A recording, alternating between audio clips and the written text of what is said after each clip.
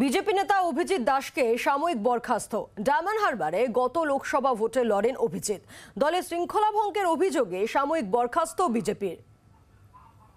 এই মুহূর্তে যে বড় খবর আপনাদেরকে আমরা জানাচ্ছি, জি 24 ঘন্টায় প্রথম এই খবর আপনাদেরকে জানাচ্ছে যে বিজেপি নেতা অভিজিৎ দাস তাকে সাময়িক বরখাস্ত করলো দল। ডায়মন্ড হারবারে গত লোকসভা ভোটে লড়েন অভিজিৎ, আপনাদের মনে থাকবে, এবং দলের শৃঙ্খলা ভঙ্গের অভিযোগে সাময়িক বরখাস্ত করলো বিজেপি এবং 7 দিনের মধ্যে অভিজিৎ দাসকে উত্তর দিতে বলা হয়েছে। এবং সেই বরখাস্ত যে করা হয়েছে সেই চিঠির প্রতিলিপি আপনাদের সামনে রাখছি আমরা। এবং এই মুহূর্তে সব থেকে যে বড় খবর আপনাদেরকে আমরা জানাচ্ছি যে বিজেপি নেতা অভিজিৎ দাসকে সাময়িক বরখাস্ত করলো বিজেপি।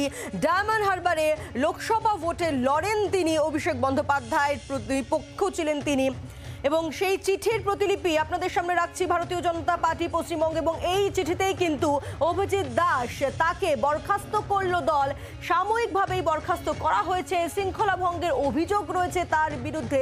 ঠিক কি জানা যাচ্ছে আমরা জানবো, তবে তার আগে একবার মনে করিয়ে দেবো গতকালই যে ছবি আমরা দেখি যে আমতলায়, সেখানে বিজেপির কেন্দ্রীয় দল তারা কিন্তু দলীয় কোন দলের মুখে পড়ে আমরা দেখি যে বিপ্লব দেব তিনি ছিলেন, এবং তাকে গাড়িতে বসেই আমরা দেখি যে সেই বিক্ষোভ থামানোর একটা চেষ্টা করতে। কারণ যে অভিযোগ বিজেপির প্রতিনিধি দল তারা রাজ্যে এসছে, আপনারা জানেন যে বিজেপি প্রথম থেকে অভিযোগ করছে যে ভোট মিটে যাওয়ার পর তাদের কর্মীরা ঘর ছাড়ায়, ভোট পরবর্তী যে সন্ত্রাস হচ্ছে তারই অভিযোগে বিজেপির এই ফ্যাক্ট ফাইন্ডিং টিম এসেছে, এবং সেই টিমই গতকাল বিক্ষোভের মুখে পড়ে বিজেপির একাংশের দ্বারা। কথা বলবো, আমাদের সঙ্গে টেলিফোনে রয়েছেন মৌমিতা চক্রবর্তী। মৌমিতা, অভিজিৎ দাসকে সাময়িকভাবে বরখাস্ত করা হয়েছে, কেন? গতকালের বিক্ষোভের জেরেই কি এই বরখাস্ত করা?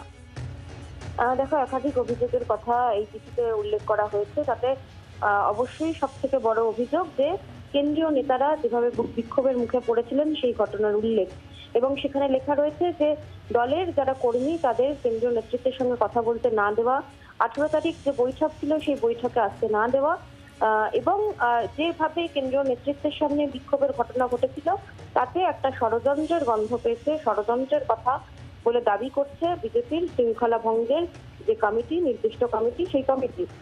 এক্ষেত্রে অভিজিৎ দাস ববি তার ভূমিকা, সেই ভূমিকা নিয়ে কিন্তু প্রশ্ন তুলেছেন তারা। 7 দিনের মধ্যে অভিজিৎ দাস ববি, যিনি ববি হিসেবে পরিচিত, তাকে উত্তর দিতে বলা হয়েছে। এবং তিনি লিখেছেন যে ভোট পরবর্তী হামলায় আক্রান্তদের যে বৈঠক, সেই বৈঠকে কোট আনকোট যেতে না দেওয়া, এবং বিজেপির কর্মীদের দ্বারা যেভাবে নেতৃত্বকে ঘেরাও, কোট আনকোট অনৈতিক মন্তব্য, এবং পরবর্তীতে বিজেপি সম্পর্কে হাওড়া জেলা কার্যালয়ে যে ঘটনা ঘটেছে, যে বিশৃঙ্খলা অপ্রীতিকর ঘটনা ঘটেছে, তার জন্য দলীয় কর্মীদের দ্বারা এই ধরনের কাজ করানোর ইন্ধন জুগিয়েছেন তিনি, এমন অভিযোগ এসেছে অভিজিৎ দাসের বিরুদ্ধে। সেই কারণেই দলের যে শৃঙ্খলা ভঙ্গ কমিটি, অর্থাৎ বিজেপির যে শৃঙ্খলা ভঙ্গ কমিটি, সেই শৃঙ্খলা রক্ষা কমিটি সুকান্ত মজুমদারের নির্দেশে তাকে 7 দিনের মধ্যে উত্তর দিতে বলা হয়েছে অভিজিৎ দাসকে। যতদিন পর্যন্ত না আগামী নির্দেশ আসছে ততদিন পর্যন্ত সাময়িকভাবে দলের তরফ থেকে অভিজিৎ দাসকে বিজেপির তরফ থেকে সাময়িকভাবে বরখাস্ত করা হয়েছে।